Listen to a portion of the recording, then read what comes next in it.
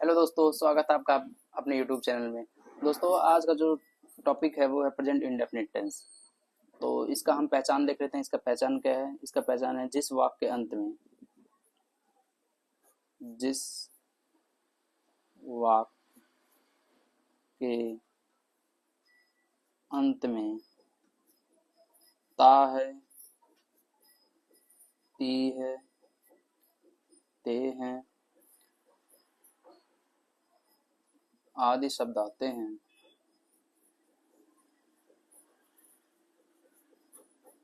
Present indefinite tense कहलाता है। Present indefinite tense कहलाता है। अब एक एग्जांपल देख लेते हैं दोस्तों। जैसे राम घर जाता है, तो इसका जो ट्रांसलेशन हो जाएगा दोस्तों, राम गोज टू होम।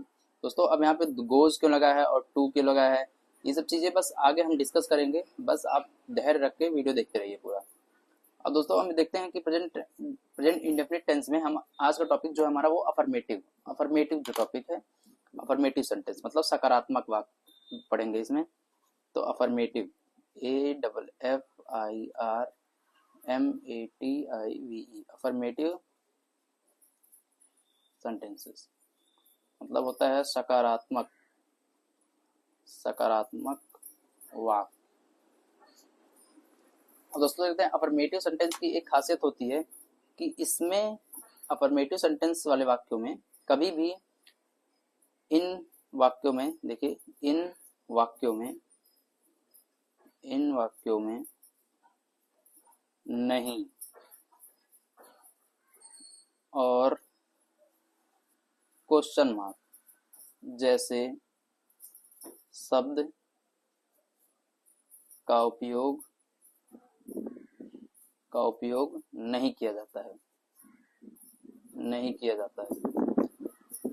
इसका मतलब क्या होगा दोस्तों कि अफर्मेटिव मतलब सकारात्मक वाक्यों में हम नहीं और क्वेश्चन मार्क का प्रयोग नहीं करते। मतलब ये वाक्य जब आएंगे तो उसमें नहीं का प्रयोग नहीं करेंगे और क्वेश्चन मार्क का प्रयोग नहीं करेंगे।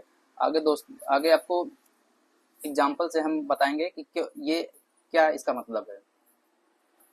अब हम बात करते हैं कि अफर्मेटिव सेंटेंस में, अब इसका देखते हैं अफर्मेटिव सेंटेंस बनाने के कुछ रूल होते हैं। अब यहाँ पे हम रूल देख लेते हैं। रूल नंबर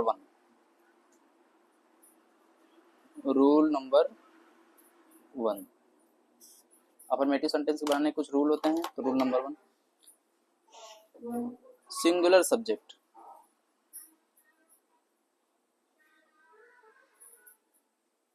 सिंगुलर सब्जेक्ट मतलब एक वचनकर्ता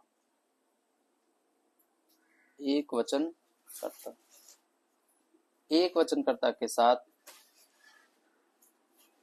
हम यस या ईएस लगाते हैं और प्लूरल सब्जेक्ट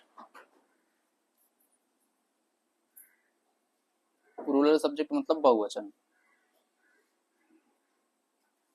बहुवचनकर्ता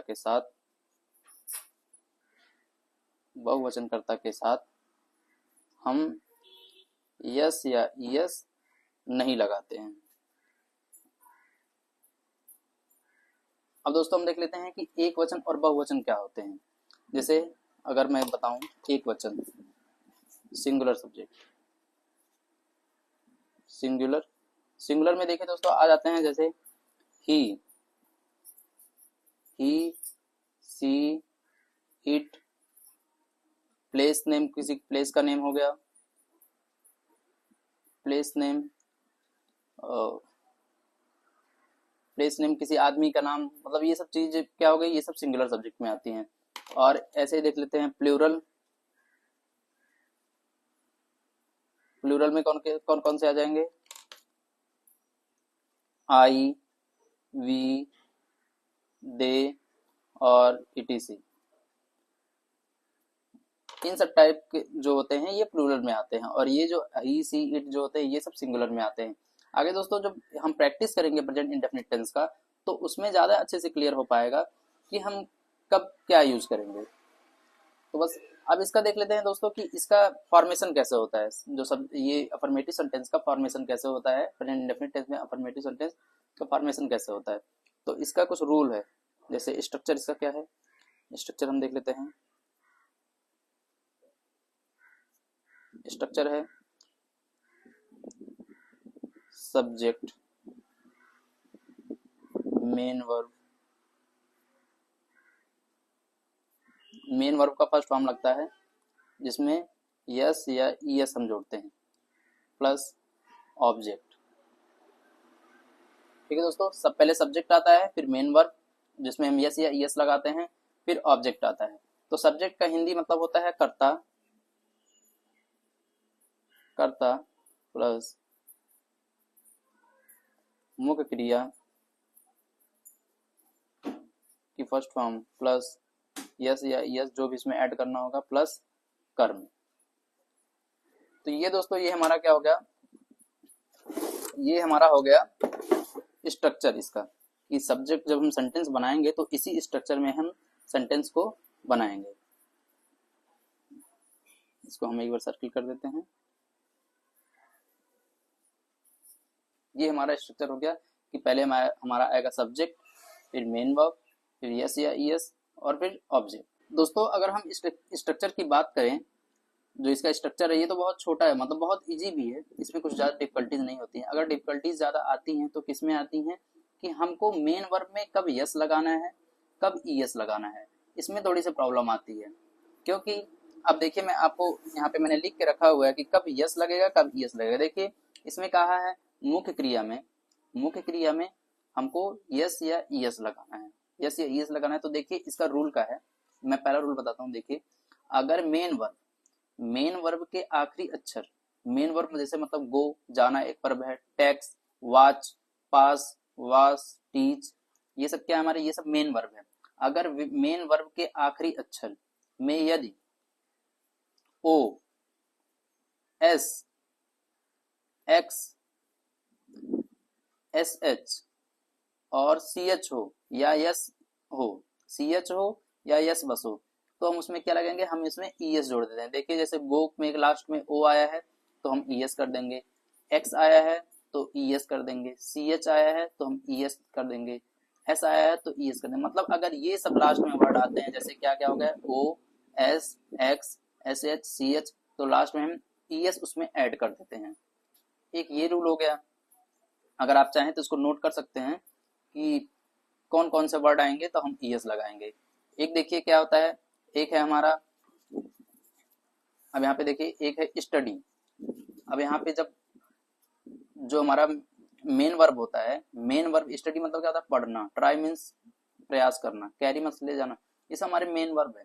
मेन वर्ब में अगर लास्ट में वाई आता है, लास्ट में अगर वाई आता है तो हमारा क्या हो जाएगा, उसमें वाई को हम हटा के आई ई एस जोड़ देंगे, वाई को हटा के क्या कर देंगे, आई ई एस जोड़ देंगे। ऐसे ही ट्राई में भी लास्ट में वाई आया है तो उसमें आई ई एस जोड़ देंगे, और वाई में भी कैरी में भी आई ई एस आया है तो उसमें हम क्या कर देंगे, आई ई एस जोड़ देंगे।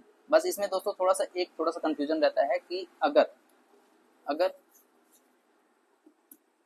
अगर वाई के पहले स्वर हो, वाई के पहले क्या हो, स्वर हो, तो वाई का आई नहीं किया जाता है, तब सिर्फ एस लगाया जाता है। जैसे देखिए तो इसमें क्या था, इसमें था कि अगर वाई लास्ट में आ रहा है तो उसमें हमको ईएस जोड़ना है, तो हम वाई को हटा के आई ई एस ऐड कर देंगे। मतलब इसमें हमने क्या प्लस किया आई ई एस, वाई को हमने क्या किया, वाई को हमने यहाँ से क्या किया, हटा दिया यहाँ पे वाई को।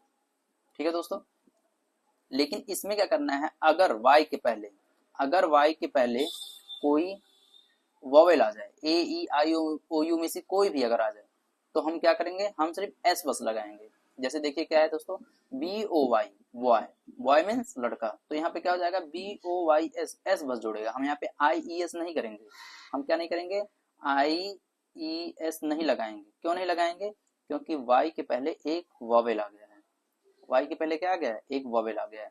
ऐसे ही बी यू वाई, तो यहाँ पे वाई के पहले एक वोवेल यू यहाँ पे आ गया है, तो यहाँ पे सिर्फ एस बस ऐड करेंगे। ऐसे ही obey, O B E Y, Y के पहले एक क्या गया है, वोवेल आ गया है ई, ई आ गया तो यस बस में ऐड करेंगे।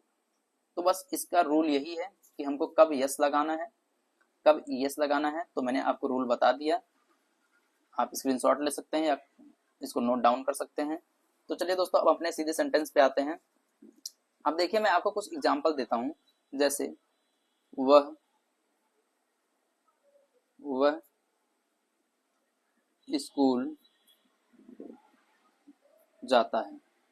अब देखिए दोस्तों, सबसे पहला हमारा काम क्या है कि हमको ये देखना होता है कि सबसे पहले हमको सब्जेक्ट मतलब होता है कर्ता। कर्ता मतलब होता है कि कर्ता मतलब होता है कर्म करने वाला, मतलब जो काम करने वाला, कर्ता मतलब जैसे क्या, कर्ता मतलब जो क्या होता है कि काम कौन कर रहा है, ठीक है। कर्ता मतलब करने वाला कौन है, स्कूल जाने का काम कौन कर रहा है, स्कूल जाने का काम कर रहा है वह हमारा क्या हो गया, वह हमारा हो गया सब्जेक्ट, वह हमारा क्या हो गया सब्जेक्ट।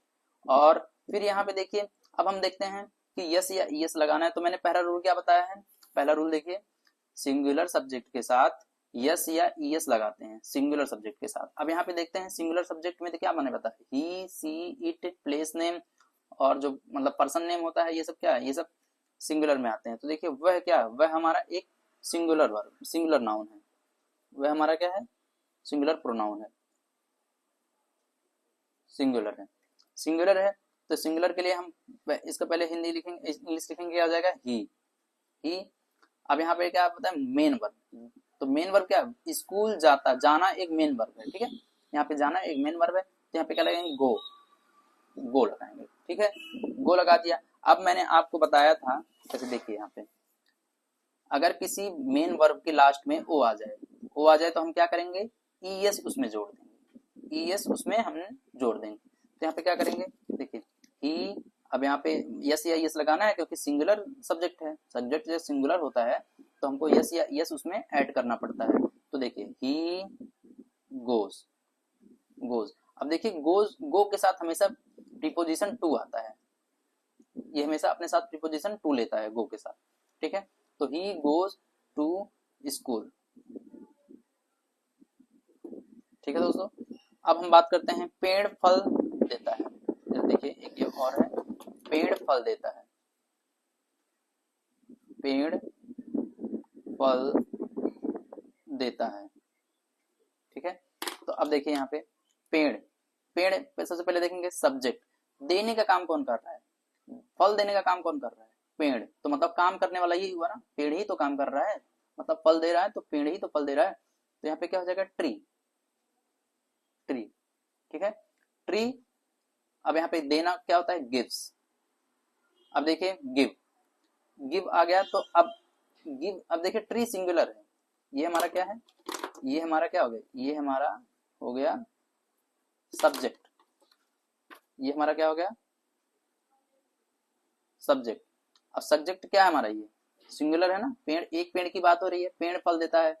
अगर इसका हम प्लूरल बनाए तो क्या हो जाएगा, पेड़ फल देते हैं, तो ये हमारा बहुवचन हो जाएगा। लेकिन यहाँ पे क्या है, पेड़ फल देता है, मतलब एक सिंगुलर की बात हो रही है, तो यहाँ पे सिंगुलर, तो यहाँ पे क्या हो जाएगा, सिंगुलर। ये हमारा सब्जेक्ट कैसा है, सिंगुलर है, ठीक है, सिंगुलर है। तो ट्री, अब यहाँ पे हमको देखो जब सिंगुलर रहेगा तो हमको यस या यस उसमें ऐड करना पड़ेगा। तो ट्री गिव्स, यहाँ पे देखिए यस, एस बस जुड़ेगा, क्योंकि लास्ट में देखिए इसमें ऐसा कोई वर्ड नहीं है जिसमें हम ईएस लगाएं। तो गिव्स क्या, फल का इंग्लिश क्या होता है, फ्रूट, FRUIT, फ्रूट। और कुछ एग्जांपल हम देख लेते हैं। अब देखते हैं, जैसे देखिए वे गाना गाते हैं, ठीक है।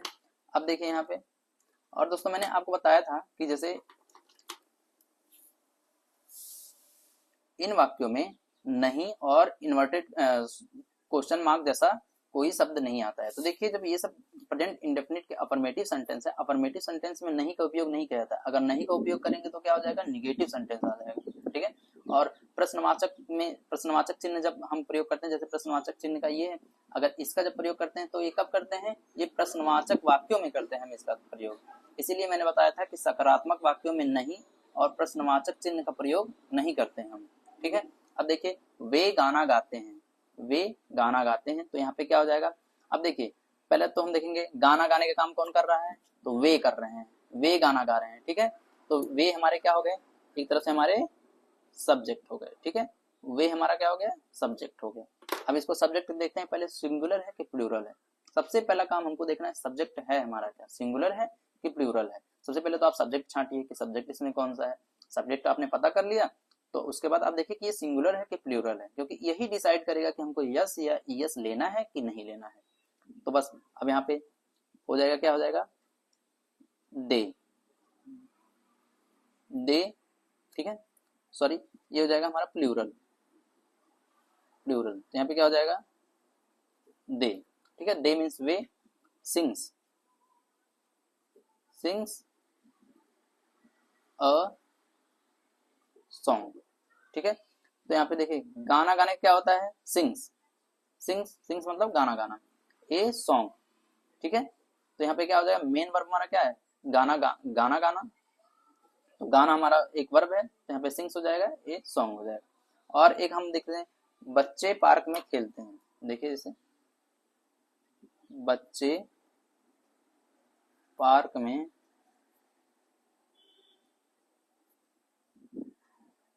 खेलते हैं, ठीक है। तो यहाँ पे देखिए पहले हमको देखना है खेलने का काम कौन कर रहा है, खेलने का काम बच्चे कर रहे हैं, तो मतलब काम करने वाला करता, तो हमारा ये क्या सब्जेक्ट हो गया। सब्जेक्ट में अब देखते हैं कि ये क्या है, सिंगुलर है, प्लूरल है, क्या है। तो बच्चे है ना, एक बच्चे, बच्चे मतलब बहुत से हो गए, ठीक है। बच्चे का सिंगुलर क्या होगा, बच्चा होगा, लेकिन यहाँ पे बच्चे कह रहा है, तो हमारा क्या हो गया, ये हमारा प्लूरल हो गया, क्या हो गया, प्लूरल, ठीक। तो यहाँ पे क्या हो जाएगा, चिल्ड्रन, चिल्ड्रन, ठीक है। अब खेलना एक वर्ब है, तो हमारा सेकंड दूसरा काम क्या है, मेन वर्ब को लिखना। तो प्ले, PLAY, देखिए अब यहाँ पे मैंने आपको क्या बताया था कि अगर वाई के पहले कोई एक वॉवेल आ जाए, जैसे AEIO में से कोई भी आ जाए, तो यहाँ पे देखिए वाई है ना, वाई है, वाई के पहले एक वॉवेल आ गया, तो उसमें हम सिर्फ क्या ऐड करेंगे, सिर्फ हमको ऐड करना है एस, बस हमको ऐड करना है, ठीक है। बस हमको केवल एस बस ऐड करना है, तो ये क्या हो जाएगा, एस, ठीक। चिल्ड्रन प्लेज, अब क्या खेलते हैं, अब तीसरा काम क्या है, ऑब्जेक्ट छांटना। तो चिल्ड्रन प्लेज, सॉरी, क्रिकेट। दोस्तों बस